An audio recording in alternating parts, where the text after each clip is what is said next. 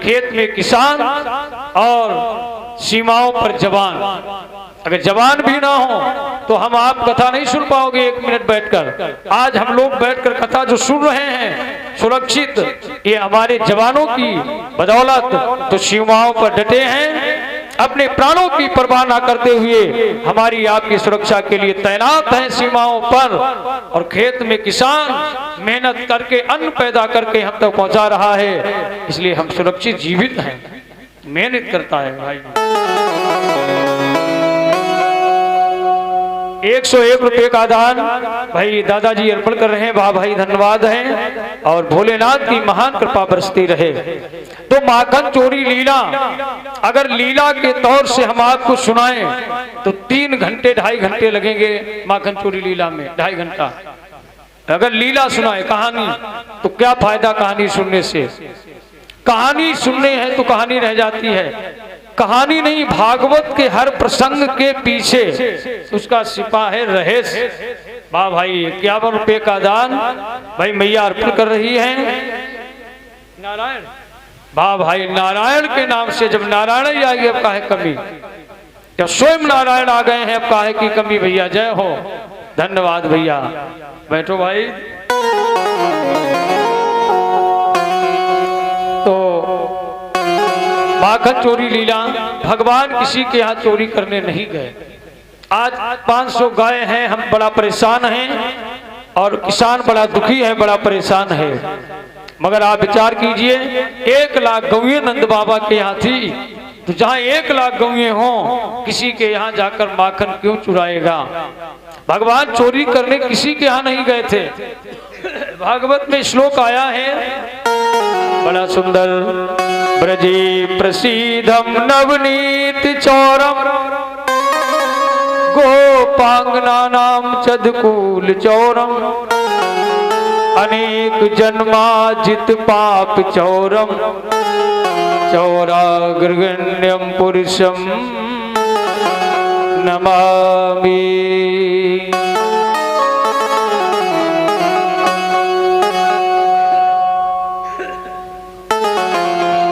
भाई गुप्त दान अर्पण किया है मैया ने, धन्यवाद प्रसाद ले लो। ब्रजे प्रसीदम नवनीत चौरम गोपांगना नाम चदकूल चौरम अनेक जन्माजित पाप चौरम चौराग्रगण्यम पुरुषम नमामि। अच्छा और लिखा है जिस समय घरों में ब्रजवाला दधी दूध जमाया करती थी, मेरे मोहन मेरे रसिया आ जाइयो किसी बहाने से। अब देखिए जितनी गोपिकाएं थी ये बुलाती थी, जब माखन बनाकर मटकी में रखती थी, बड़े भाव से सुनना, बड़ा अच्छा भाव, तो ये बुलाया करती थी कि सरकार माखन खाने के बहाने ही आप हमें दर्शन दे जाओ। इन गोपिकाओं की बस एक ही इच्छा थी कि प्रभु का दर्शन मिल जाए, परम पिता परमात्मा का दर्शन हो जाए। ये इनका उद्देश्य था कि आप किसी बहाने से आ जाइए, अरे आप माखन खाने के ही बहाने आ जाइए और हमें दर्शन दे जाइए। केवल दर्शनों की ही आशा थी। इस समय घरों में ब्रजवाला दधी दूध जमाया करती थी। लिखा है भागवत में मेरे मोहन मेरे रसिया आ जाओ किसी बहाने से। अच्छा, वृंदावन का एक बहुत प्यारा शब्द है भैया रसिया। जो लोग गए हैं वृंदावन में आपने देखा होगा, वृंदावन जो गए हैं भक्त लोग, तो भैया आपने देखा होगा, तो मैं तो अभी नहीं पहुंचा हूं वृंदावन में भैया, पर वृंदावन जो भक्त गए हैं आप देखे होंगे, वृंदावन का एक बहुत प्यारा शब्द है रसिया।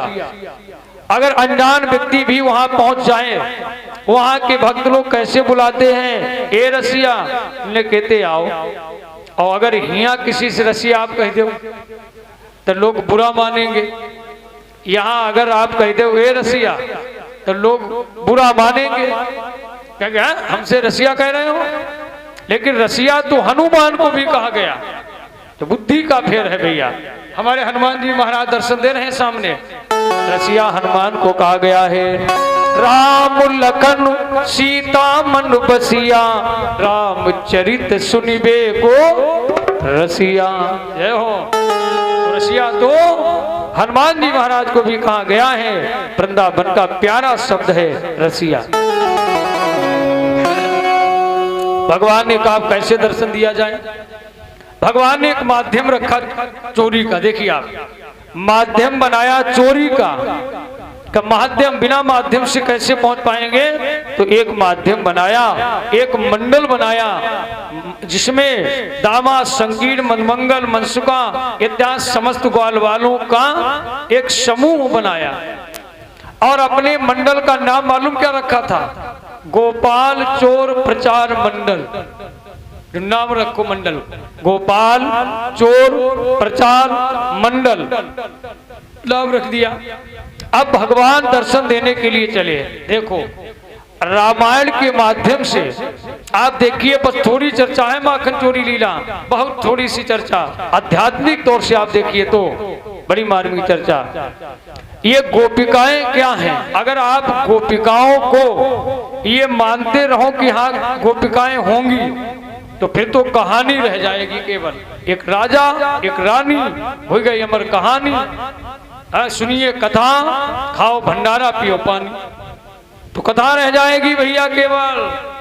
फिर आप केवल कथा सुनते रहिए और भंडारा खाते रहिए, क्या फायदा।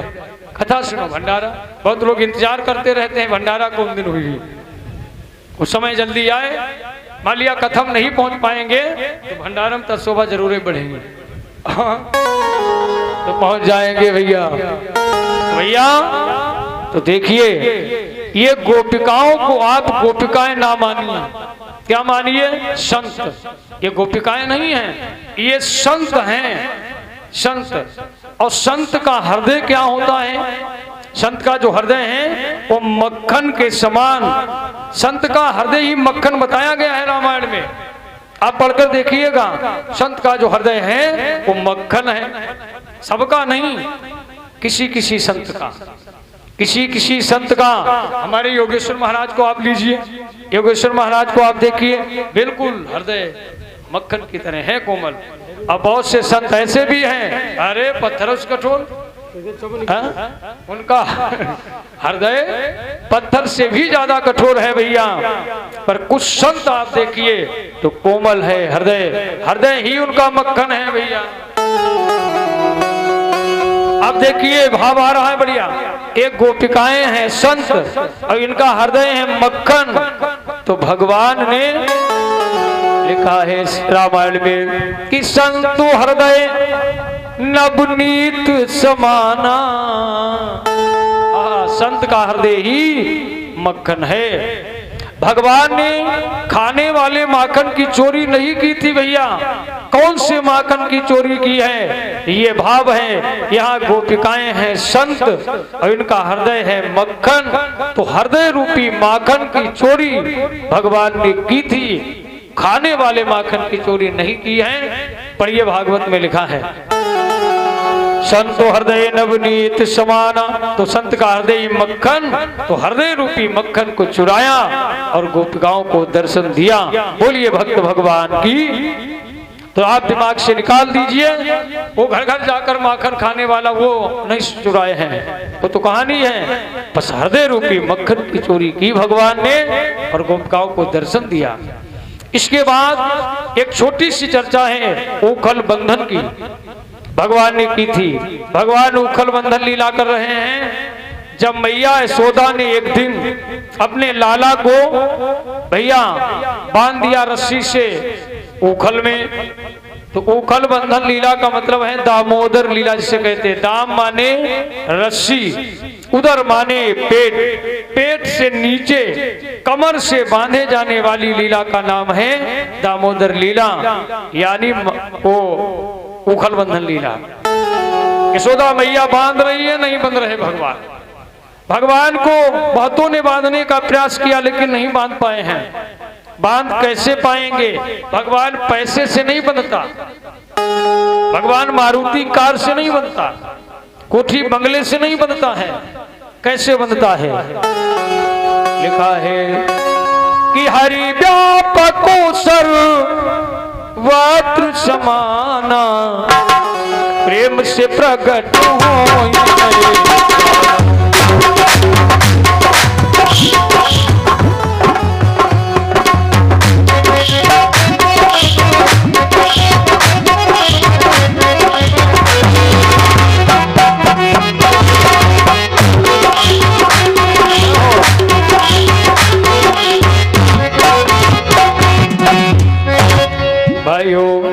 हरि व्यापक सर्वत्र समाना, प्रेम से प्रकट होई मैं जाना। परमात्मा तो कण-कण में व्यापक है और प्रेम से मिल जाता है। अब देखिए, इतने बड़े बड़े मकानों के अंदर आप रहते हो, अगर मकान के अंदर परमात्मा ना हो तो एक पल भी आप नहीं रह पाओगे, एक पल भी नहीं रुक पाएंगे आप। इतने बड़े बड़े मकानों के अंदर परमात्मा हर समय हर जगह व्यापक है। तो एक आदमी ने हमसे मालूम क्या पूछा, मैंने ये सुनाया हरि व्यापक सर्वत्र समाना, प्रेम से प्रकट होई मैं जाना। उसने कहा महाराज, जब परमात्मा हर जगह है, हर जगह है, कण-कण में है, फिर मंदिर काहे बने? ये मंदिर क्यों बनाए गए? इतने भारी भारी मंदिर, इतना बड़ा खर्चा। हमने के बड़ा विचित्र बात पूछ रहे हो भैया। हमने कहा देखिए, ये मंदिर क्यों बने हैं? परमात्मा कण-कण में है, हर जगह है, हर जगह। ये मंदिर इसलिए बनाए गए, जैसे जेठ का महीना हो भाइयों, हवा चल रही है, हवा चल रही है, हवा हर जगह है, हर जगह है हवा, हर जगह हवा है भैया। हवा चल रही हो, जेठ का महीना हो, आप धूप में आ रहे हो, हवा वहां पर भी है, हवा वहां भी, जब धूप में आप चलते आ रहे हो तो हवा वहां पर भी है, लेकिन हवा का कोई आनंद आपको वह मिलेगा नहीं, क्योंकि धूप ज्यादा है, हवा चल रही वो भी गर्म लग रही है, तो हवा का कोई आनंद नहीं मिलेगा। है तो हवा वहां भी। फिर आप अगर किसी पेड़ के नीचे आ जाओ, बड़ा भारी पेड़ हो, चाहे बरगद का, चाहे पीपल का, बढ़िया वृक्ष हो, पेड़, उसके नीचे आप आ जाइए तो हवा वहां पर भी है। जो हवा वहां थी वही हवा पेड़ के नीचे है, लेकिन पेड़ के नीचे जब आप आओगे छाया में तो हवा का आनंद अलग आएगा। आपको शांति भी मिलेगी, आपको चैन भी आएगा, आपको आनंद भी मिलेगा। तो ऐसे ही परमात्मा कण-कण में है और मंदिर इसलिए बने हैं कि मंदिर के अंदर आने से आपको शांति और आनंद की प्राप्ति होती है। वैसे है तो हर जगह, पर मंदिर इसीलिए बनाए जाते हैं कि शांति और आनंद की अनुभूति होती है, इसलिए मंदिर बने हैं। बोलो भक्त भगवान की जय। भाई 400 रुपए का दान रमेश चंद्र भैया सक्सेना हरदोई से, भाई जिनकी तरफ से पावन सहयोग आया है, बहुत बहुत धन्यवाद, साधुवाद, अभिनंदन है। आप देखिए, परमात्मा को तो वहीं पे मन अपना लाइए। भगवान को अगर बांधना है तो प्रेम रूपी रस्सी से आप बांधें, परमात्मा बंध जाएगा। राम ही केवल प्रेम प्यारा, राम को केवल प्रेम प्रिय है, सोना चांदी प्रिय नहीं है, और मिठाई का डब्बा प्रिय नहीं है, केला प्रिय नहीं है, केवल प्रेम प्रिय है। अगर प्रेम आपके अंदर नहीं है, आप किसी को रसगुल्ला खिलाइए, फायदा क्या? और अंदर से प्रेम हो, खाली नमक रोटी आप खिलाइए, आनंद आ जाएगा।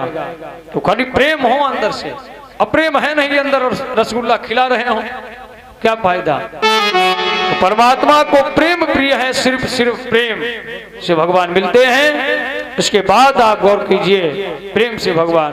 बैठो भाई, स्वागत है आपका, अभिनंदन है।